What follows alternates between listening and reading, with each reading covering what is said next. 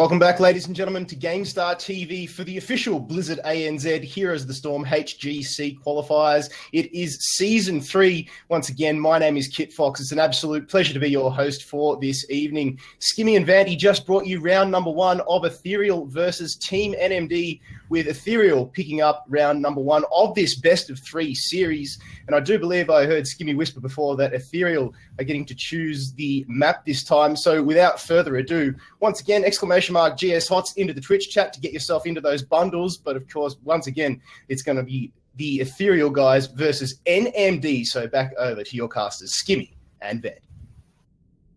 Well, back again we are now. This time it's actually NMD who decided to go for the map pick there. They went for Dragon Shire. So a bit of a variation in that regard, but, well, I mean, I love this map, Vandie. Everyone knows I love this map. This map really proves your coordination, and if it's the likes of NMD, I'd love to see them wipe that previous draft, wipe that previous game behind them, start fresh, and give it a new go. That's it, Skimmy. One defeat is nothing. It's just really can show you what you can improve on and definitely how the other team was going to play. So we can see Ethereal definitely all about getting the picks, getting heroes that can really dictate how a fight goes. So Anubarak, D.Va, really having an answer for that Genji, for that hyper carry. Putting all your eggs in one basket just did not work out for NMD that time around. So I wouldn't be surprised this time around if we see Ethereal open up, not with the Dahaka ban like they did last time, because Dahaka on this map, obviously, even better than before on Tales of Doom. I mean, the ability to brush stalker from top shrine to bottom shrine, giving you so much presence, and even with the Lamborghini, it's even scarier on top of that thing. But I mean, look, these guys are taking a bit of time to decide where they want to go with this. 5 seconds left on their clock. They must be seriously shutting things up here. But they have opted that Anubarak ban. Because they're not choosing first and they don't want to verse Anubarak. So now, they had to ban Dahaka. They kind of choked to ban Dahaka in that regard. Now it opens up the option. Do they decide to go for Uther or Genji first, given they're the most high priority heroes in the meta right now? I'd love to see Uther be picked up. They go for Genji, which is respectable. Surely the response now from NMD is they lock in that Uther. They need that response. Or they definitely want to take the Uther away. If they don't, then it's going to be, I think, a misstep. We sort of saw before. Once again, no prioritizing. Okay, so we definitely, as the casters, we definitely prioritize Uther. And the reason we do is because we see such great synergy, especially if you're going to open up with something like a Genji. And you can really deny a lot of the plays, a lot of the potential coming out. If Genji had a Divine Shield when he was going in with the Dragon Blade, he could have gotten so much more value before he got cocooned. Absolutely. Plays like that, right? But I mean, the fact that we're seeing Varian picked up this early on, I don't know if Ethereal would have picked up Varian that early on. I mean, he's a hero that, we've coined it level taunt. At level 10, the taunt is so impactful, but pre-10, he's not the sharpest taunt on the shed. He is really looking to try and achieve that. So expect to see more early game pressure coming out here from NMD to ensure they can get that level spike first. But Vandie, this has reworked Malfurion making his debut on that fresh patch. I'm looking forward to seeing what he can achieve. Oh, hello.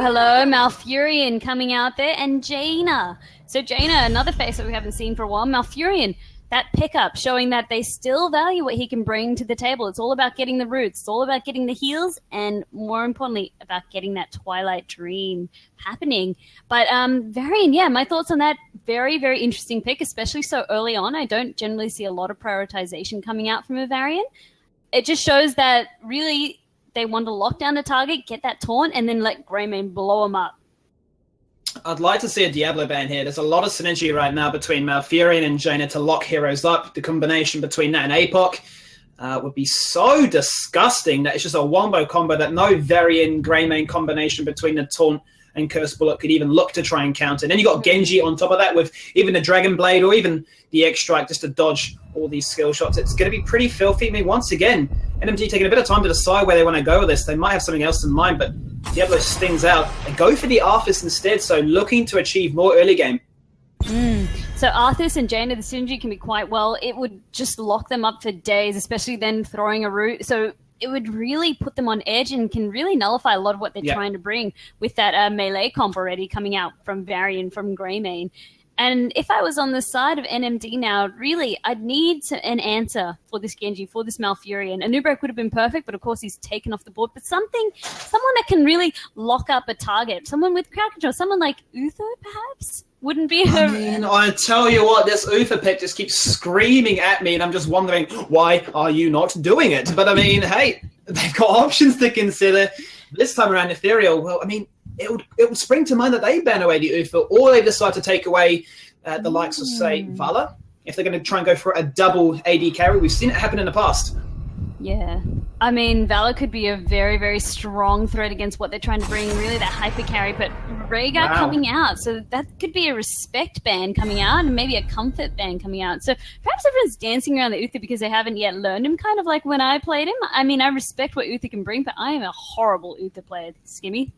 And that's why we sit on the microphone and we're not on these lobbies, Vandie. We take the high road. We are the birds in the sky, the ones watching getting called in the shots. But, wow, NMD this time around, surely. Chat's going to get toxic at me if I keep talking about this Uther all night long. It just seems to be the best pick. Why would teams not take it? I don't know, but they've got other bigger fish to fry. And we were touching on that Diablo being quite nice. Perhaps even an ETC could set up quite nicely as well. It's all about locking down those targets. Genji's got high mobility. Malfurion can stay quite safe. A Li Ming could also be quite nice. Synders quite well with that Greymane if they're looking to pick up another damage dealer. And she can definitely fit quite nicely on Dragonshy, poking around the shrines when they come up. I think if you're thinking complementary tanks, it's between Stitches. Yes. And there we go. Thank God for that. Uther and Li Ming are locked in, but the final pick, I was going to say, potentially you got Stitches because he's got the ability to nullify a lot of that magic damage. You can hook into the Uther stun, you can blow people up. You've then got the guaranteed taunt when they get hooked in. It would make a lot of sense. We've seen Nomi run it in the past. I bet it wasn't the greatest, but Vandie, let's talk about this. Big Asmodonk's coming into the Nexus. Oh, I can just imagine him sitting up in a lane, getting that push going, and really just being an immovable object. That's Asmodan for a T for you. Wow. And we have really started seeing a lot more of popularity going to the laser build, as I coin it, where Asmodan can really, he doesn't have to wait till the late game to start dealing damage. He can start doing it right off the bat. Now, there was a time and place when maps like this or other small maps, you'd combine this with a Johanna, and you'd be bouncing between lanes like a rabid dog. Asmodon would be sitting in mid lane, he'd be chucking dunks for days between mid and bot. Taste of Blow would just be popping off, and as soon as you reach that mid to late game stage, the amount of poke that you dish out will be nothing that Uther could deal with. They do decide to lock in with the Mirrodin at the very end, so looking for the pit comp, the guaranteed setup for that Malfurion, as well as the Jaina follow-up damage. But the Asmodon, I'm curious. I want to see how he plays out. Really, I am also curious. And he can be quite a nice solo laner as well. So you do need someone that can really deal with the constant push, with the constant wave coming in, because we can start to see on Ethereal side, perhaps just a little bit low on that wave clear. Well, that's it. You know, I'm thinking, how do they decide to play this? Right now, they got the wave clear from Greymane, potentially Uther, depending if he goes for the Holy Fire. They go for the Sonya, so they're going to have a dedicated Merker. That will be their solo laner. And you'd have to wonder. I mean, that's going to be up against the Asmodon, which, arguably speaking, Sonya should do pretty well. But if it is the laser build, that is going to be frustrating, Vandie. No, if it's the laser build, then it could be a whole other story, in which case Sonya could actually find herself not getting as much value because she really does need to have that high sustain to bully out her opponent. She can clear fine, but it's the sustain. If she can't really get the value by constantly being lasered when she goes into for the whirlwind and just nullifies all the health she got, yeah, she could be in a lot of trouble. So we've got the Sonya, we've got that. I would argue it's going to be up against Asmodon in the top lane. In terms of lane pressure, you imagine that Sonya should win that, and they're going to need that. They're going to need to make sure that the Hiccup can unlock Taunt as soon as possible, because their comp is so early on pressure, so much aggression. We said the same for them last time. You know, when they got those rotations between mid and bot, they need to achieve kills. But you can see the flip side of that. There is a lot of counter-engage and setup potential on the side of Ethereal as well. I mean, you know, you can get caught up by a Mirrodin stun, that lands into a root, and suddenly your world comes crashing down on you. But let's introduce these teams. Second game of the best of 3, week 3 of the playoffs. This team on the left-hand side currently trailing 1-0 in this series. It is Team NMD. Nagon on Sonya, Physics on Li Ming, Hiccup on Varian, Hux on Uther, and Mudvayne playing Greymane. And on the red side, we have Ethereal with Luminum on Asmodan, Crazometer on Muradin, Touch Me playing Malfurion, Sarah Lee on Genji, and Greatness playing Jaina this time. Vandie. Taste for Blood on Asmodan. I'm getting flashbacks of Alpha all over again. I was just about to bring that up, so instantly I can just see Asmodan's game plan. He's going to sit there, he's going to stack it up, throw out those dunks for days. Doesn't have the right skin for it though. He didn't take Asmodunk. It really is disgusting though. He doesn't have the greatest clip. I mean, I argue, sorry. He does have the greatest way to flip. He bounces between lanes with both Malf and Jaina. It's easy for him to stack it up, but what I'd like to see the Johanna instead. Crazometer is going to be the one that's focused on right now. But I mean, if we touch upon these teamfight potentials, right now, it would stand to reason that NMD should win this early game. But as long as Ethereal go even, or don't fall too far behind, as soon as that mid to late game comes around, the poke and the insane damage is just too much for Uther to handle. Really, it can be hard. So that's where Uther can really fall off. He's just got burst healing. And they're quite mana intensive as well. So if the fight's really going to go prolonged, he can get out of mana quite quickly. But ooh, I'm going to cut myself off. Yes, really once again getting a wee bit aggressive. It seems to be a case of Genji syndrome. You get into the fray of things, so what? Need to get out of that. And suddenly you're jumping around like a headless chicken. Stun attempt comes out onto Hiccup here. He's going to try and use that parry. Not a shield wall just yet. The dunk coming out, but it's just a tickle and a scratch at this stage. It's dunk practice. See, he's saying once they've got this stacked up, this is going to hit like a truck. So it's just a warning shot at this moment. It's the mind games of saying, hey, you know, I'm just going to let you know what's going to happen to you. This time, you let off, but next time, don't be so lucky. Really? Oh my goodness, Greatness. This is that Sonya bullying coming out. Yeah. Just pulling off two as well. I mean, that's exactly what Sonya's looking to achieve, right? Bully the lane, bully two members potentially. And this is the early game we're talking about. This is what NMD need. They've got double control of those shrines. The ability now to rotate through both the dragons. Physics is there.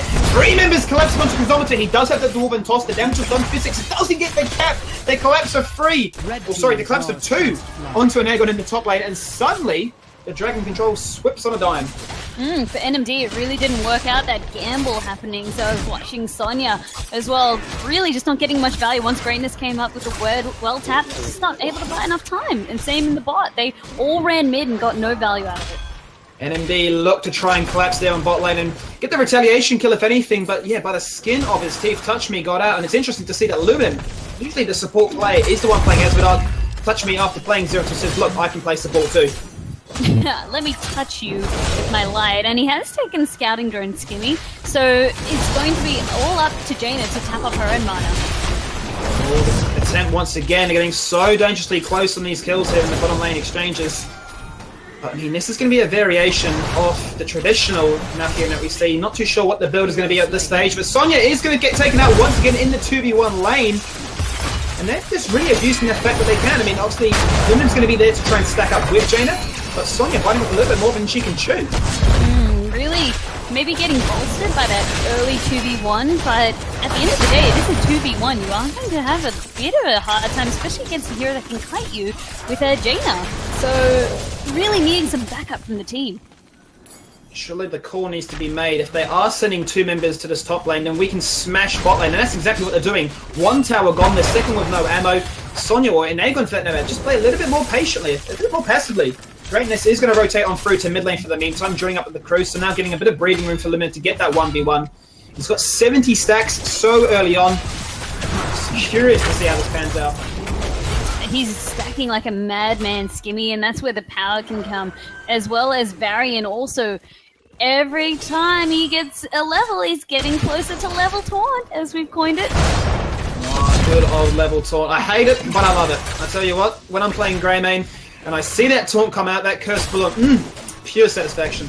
Juicy, right? Absolutely juicy, like a medium rare steak. Alright, but let's see how they go. They're taking out the camp now, getting that pressure going, which is great to see. It's going to be a dance-off, I believe, until 10. Either team not really making a move. They're happy with controlling one side of the map now.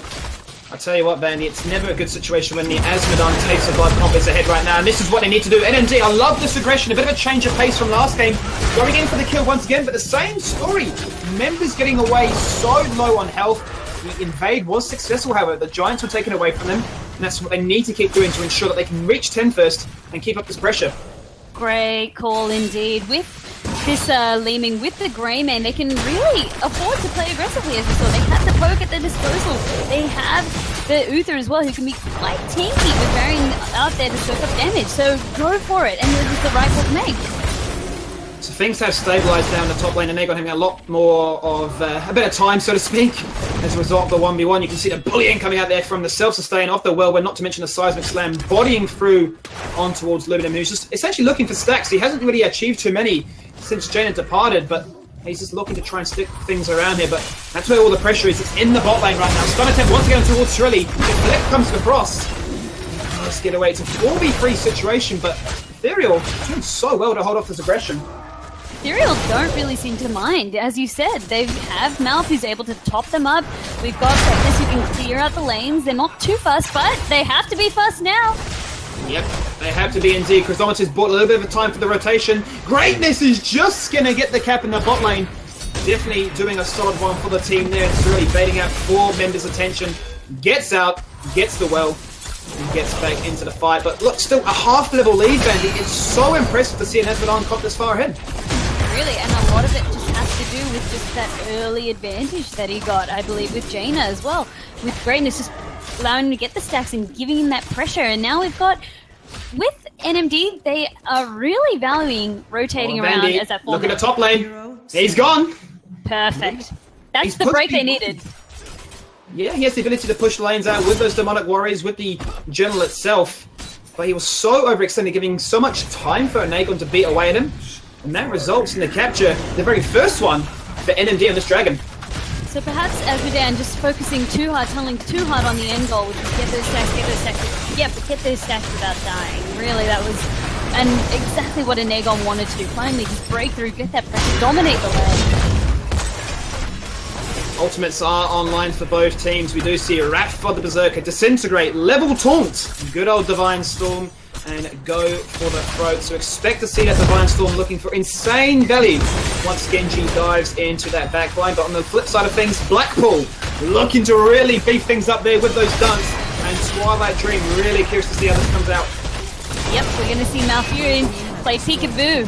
Skimmy with that silence. It's going to be deadly if it catches you unaware. And touching as well. Oh, he has gotten tortured. Oh, there's the taunt, but the Twilight Dream does get off. It does not matter. He is dead and gone. Chrysometer, the next one as the focus. Mudvayne, can he get the cocktail damage? He does! So dangerously low. Disintegrate looking to try and snipe things off there, but this is what NMD needed. They've got themselves straight back into the lead, and they need to make sure they can retain it to keep themselves... Well, I mean, there's a timer, Vandie. Let's just put it that way. There's a timer on this game. The longer they delay, the longer they make this game go on. I mean, Azmodan single-handedly can win them this game. Absolutely correct. It's exactly like that Nazebo ticking time bomb. You cannot afford to get to the late game. You really need to start getting that snowball going and bringing the aggression. You cannot afford to play passive. And I think NMD have really learned their lesson from that last game. Well, with this lull in time, 8 minutes in, we see both teams, I should say, go for the Giants. It's going to be a control of this bottom lane, really where all the pressure is, given that there are triple Merc camps there, but opening up those forts in the top lane really cannot be denied. It gives them so much lane pressure, the ability to rotate through. And I'd love to see some more aggressive sort of actions really coming out of this NMD side. Hiccup's been so on point so far with these taunts, and the follow-up between both Physics and Mudvayne, when it's there, is devastating. Oh, it can be huge. And Touch Me as well, I'm just reading his build with the Strangling Vine, so anyone that's in that route will receive 30% less healing. So big blow-up potential coming up there. Even healing will not save that target, so really be mindful of the roots coming out. Right now, I mean, let's talk about it. Luminum hasn't really had too much pressure. He's been up against Sonya, which single-handedly, and Nagon's been doing a great job at it, but given that Azmodan does passively push the lane, if NMD aren't getting anything in this format, I'd just love to see them just gank top, not only killing and denying XP, but also preventing the ability for them to get any stacks. That's correct, and look at this cheeky invade by Nagon. Do something! Wow. Well, it's just like, look at the peekaboo. I mean, they're being so cheeky. He goes on in, and Nagon's like, well, I guess I'm just going to take that. And Nagon looked, was like, what are you going to do about it? Still saw Aluminum just pushing up, and he's like, well, no one's coming. Mudvayne aggressive on the rotate. Wow, damage coming across, and that is packing a punch. Hiccup drifting on down. Tokyo drifts faster and furious. We've seen some funny interactions with Hiccup, or say Varian, on that charge, but that was a new one for my eyes, and I tell you what, they needed that to even the scoreboard 2 for 1, and great timing with those shrines active as well. Tokyo drift around the corner. That's Varian for you. Definitely getting some funny charges happening now and then, but oh, can we start to see the damage is starting to come out from Luminum now? If I just check, he had 216 stacks, so it's starting to ramp up. Yeah, it's getting into that mid part of the game. 10 minutes in, not too bad to say the least, and Physics is going to get jumped on by Luminum. Wouldn't expect to see an Esmond on Rock, but he gets taunted by Hiccup. Great control by them. That secures NMD, the second dragon. This is the punishment we wanted to see now starting to come out. Really, when Asmodan's pushing, you can all go, you can get that gank on and put pressure on him. Don't let him push for free. Now they are a level lead ahead. NMD have been doing a great job ever since that skirmish in the bot lane, ever since they got that first dragon on their side. They've shown no signs of slowing down, and they need to ensure that this sort of keeps up. This momentum is paramount for the success of this game. It's a quite close game though, Vandie, being 4 kills to 3. It's anyone's game at this moment, and a pause has been called out by Team NMD, perhaps just that classic Australian internet that we know and love. But I was just checking the damage charts, and Greymane just showing us that Gilnean build can go so well, getting such effective poke down, especially in situations like this where you've got a Dragon Knight up, you're trying to siege, you can get so much value out of that splash. And Asmodan as well, that siege damage almost 100k. So showing Luminum is really trying to get as much value out of his glow build as possible. Absolutely, he needs to make sure that they stand a chance to stick around in this game. I say as long as they're within a level difference, it's not too bad. I mean, generally speaking, if you are down, you start to get those warning bells of thinking, how can we improve, what can we do differently? But when you're only a level difference down with a hero like this, definitely still feel calm and collected. But yeah, the poke damage coming out from both Li Ming and Greymane is annoying, and it's really deterring Swilly being able to achieve too much value. But look at that damage, look at that Ring of Frost coming out. It's only going to collapse onto one. It is Greymane. It's not going to be two-phased, a beautiful shield wall. They're getting all of that potential from Touch Me's Twilight Dream. The final dunk will do it. Does pop the dragon, and Sorelli is lucky to get out alive there. The taunt was ready. Oh, that's just Genji for you. He can just annoyingly always get out on just one bar. That is the power of Genji, I believe. And Taunt as well. Yeah, so much. I'm actually genuinely surprised he did not die. But this just allows Ethereal to really catch their breath, to get some kills now. They need to go for this invade. They have ultimate advantages. They can hit level 16 very shortly. No Twilight Dream, no Ring of Frost. Everything is available right now. They do get the cap, but they do get the fight as well. Ice Storm is being popped. That does buy a little bit of time. Divine Storm onto one. Mende is only on Chrysometer. One of the best person to go for, because look what Swilly can do now. Dragon's Blade across everyone, but it doesn't have the Divine Shield, and that ensures that he does get taken out. It will be swift death, but not as swift as Luther and Phil. From the dunk, Kobe down line, and Golden State Warriors are the kings. That's really it. You summarized the fight in a nutshell. If he had Divine Shield, how much more different would that fight have been? So much different. And Uther immediately getting the Divine Storm out, really, then dishing out all that damage. It's just, I really like the way NMD is playing. They are not afraid to go aggressive. I'm saying here, I'm like, all right, we've got a chance now for Ethereal to catch their breath. No. Immediately invade, immediately fight. So really well done. They saw the 16th pound advantage. And said, why not? We've got the team for it. So it's great. They're playing to their team strength. The level advantage, they do now have the control of this bottom side of the map. They get their own giants as well as stealing away the Night Camp too. Shrines will spawn in 20 seconds. Right now, teams are split. The whole of Ethereal are in the top lane, escorting in their knights, looking to try and take down this full, even out that difference. But if you're on the side of NMD, it's all about going for this keep, opening up the gates, ensuring that they can try and keep this game on a tick-tock timer, because it needs to get a keep. They can't give this much breathing room to Luminum. He's on 306 stacks now. He's just going to scale up, but there is a massive wave on the side of NMD, and they are beginning that siege now with all the poke at their disposal. This is scary, Vandie, because Sonya's in the top lane. Genji is patiently waiting in the bush. They don't know this. Taunt coming out. They're going to go for the full 5. Wow! They get their kills, and now Fume straight away goes to the front. Literally going to the front before Ice Block could even be reacted with. Ring of Frost does collapse onto Li Ming, but it does nothing. Nothing in the world. Mudvayne just sniping kills for days. And I tell you what, that's what you love to see. That's really where Greymane can shine in situations like this. There's siege situations, poke you down, and if you do go for the throat, it's so potent because sometimes you don't expect it. I really feel not expected. Not all that damage coming his way. I mean, I want to say it's a degree of disrespect from Ethereal there to go for the 5v4, but they thought we had the numbers advantages and they still get played. I mean, a 4v5 situation, it shouldn't be that easy. No, really shouldn't. And that just shows Ethereal now, they're on the back foot. They have to now really work a lot harder to make up all of that experience that they just lost. That skirmish does now allow an Aegon to go for the cap. The Demon Warrior will come across. Is it going to buy enough time? Mudvayne is there in support, but the triple dragon capture now from NMD. Bot lane is completely exposed. Keep has already taken a little bit of damage. Expect to see the rotation come out there. And then bot lane is completely controlled by this team. I like this as well by an Aegon. He has all of his team members. He sees that this keep is weak. Yes, he was closest to the middle keep, but they're going to work on the bottom keep. It's all about getting the keep, that opening up, that if they get kills, they can potentially end the game. These dunks are starting to pack a punch, though. They're doing at least a quarter of these life total bars on the side of NMD. And, I mean, as a result of those continuous dragon caps, as well as the skirmishes that have been successful in their favour, suddenly this is where it does get scary. This is where you do have to still think of that emergency plan, because there's a 2-level lead. Make that a 3-level lead, actually. Wow! Mudvayne jumping deep. He literally went wild. Ring of Frost is going to come out, does nothing. Mudvayne somehow gets out, but the dunk is there, and Shreddy now on clean-up duties. The janitor has arrived. Chrysometer joins in the fight. A beautiful Divine Storm, but there's nothing to follow things up with. And Aegon still in the dragon, touching the backline, somehow did not die. Varian, I mean, he's sitting in the backline. He's too low to do too much. HotS, he doesn't have the healing just yet. He's waiting to try and use it on an Aegon maximum potential with the Guardian of Ancient Kings, but he is spinning to win. He thinks he's a Beyblade. Twilight Dream coming across. Laser Beam as well. Oh, wow. He does pay the price, but is it going to be enough? Genji does get taken out. Vandie, this is chaotic. This is exactly what Ethereal needs to give themselves some breathing room. Oh my goodness, Mudvayne. His positioning was so questionable in that fight. Really, he just got overexcited, thought he could go for the kill. Really interesting build coming out. He has opted for Alpha Killer as well. With that hybrid go for the throat build that he's really picking. Thought he could get the kill, but no, it was not meant to be.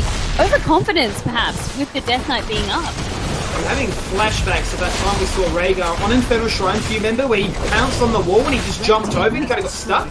Yep. It looked to be the exact kind of story. What is it with Wolf Heroes? Have they just been coded poorly? I think so.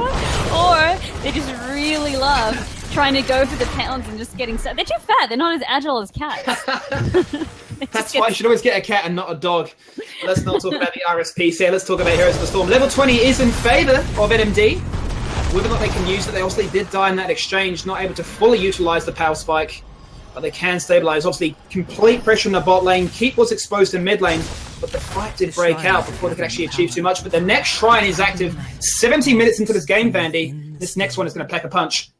Oh, this next Dragon Knight will definitely be the one that could potentially open up the keep, get the game going. And if you are on the side of NMD, go for that core. Really start to put pressure on it now that they have an open pathway to it. Now, what I'd love to see NMD do here, they have the golems, or they have the giants, they've got the cannon minions too. Get this bottom cap, just rush top, because they can dance around for as long as they like.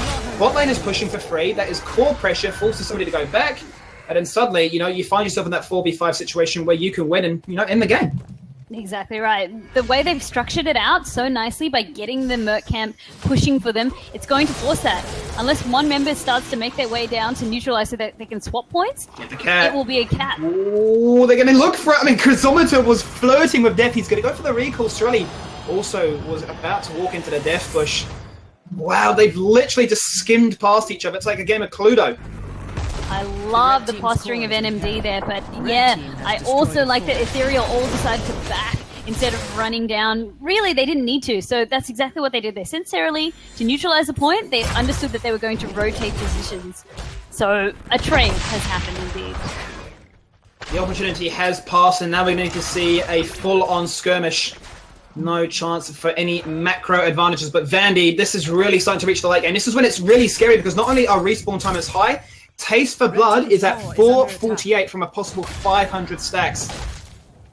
This is where it starts to get scary. Asmodan is going to start hitting like a truck, and that's when you start finding yourself getting completely chunked. But it's that pressure that NMD has from that bottom keep as well that they need to be wary of. If the catapults are allowed to build up, that can be some scary stuff. It's a bit of stalemate for the meantime in mid lane, which is an interesting proposition. You generally don't see this. You see teams stick and hold one point in particular and just wait for the fight to come to them, because you can't get a dragon otherwise. But there goes wow, Sorelli gone for Swift Strikes into the damage of a Nagon, absolutely wrecked. Point and click. Chrysometer is in the front line. He's gone as well. Jaina taken out for free. No chance of Ring of Frost to achieve any kind of value. Wow! The taunt interrupting Twilight Dream. Vandie, NMD are popping off. That was just so... Ooh! Sneaky kill going on there onto Hux, but that was so greedy by Cyrilli. Why did he not Swift Strike out? That was just...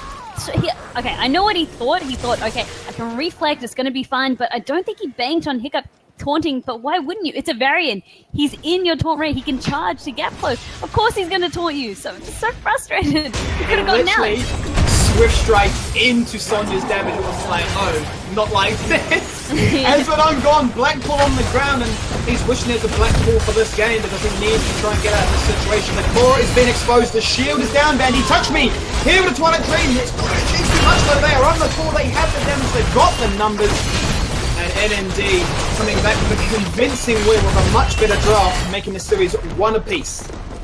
Well, this is where things get interesting now, Skimmy, and it could have been a different story. I saw what Cyrilli was going to do. I'm like, oh, I like this. They're sending Cyrilli because he can dash out as soon as he sees danger. No, he started throwing shurikens. He saw Hiccup coming on variant, and then he just stood there. I could not understand that. It was could have been a different story, but it's all right. It was really well done by NMD. Well, look at that. A much different scoreboard this time around. 11 kills to 9. Much better than what we had before, which was, I believe, 2 to 17. So NMD really resetting the clock, clearing the tilt, and making full use of this best of 3. But let's talk about the MVP nominations, Vandie. Who really shone out for you? Oh, I mean, I will have to give a commendable shout out to Luminum for really getting that globe stack, and then just by doing the damage to the artillery. If they had longer fights, and if NMD weren't so aggressive, it could have been a totally different story. But NMD, they played so well to their strengths. And if I was going to say one person that really stood out, it would be Hiccup for me, as well as Mudvayne, but really Hiccup for really getting in there, setting up those taunts when he needed to, just playing so well as a variant. But I want to hear your thoughts, Skimmy. No, I have to completely agree with everything you said. I mean, Mudvayne really putting in some work, combining that with physics for the poke and the abilities to get resets and blow up potential. But yeah, Hiccup, a much better game, a much more comfortable game, it also seemed for him on that Warrior of Choice. So had to commend his variant play. And Hiccup picking up the MVP nomination for round or game number 2 of this best of 3 series. But it's 1-1 in the jugular, round 1 of the playoffs. Still the decider right after this.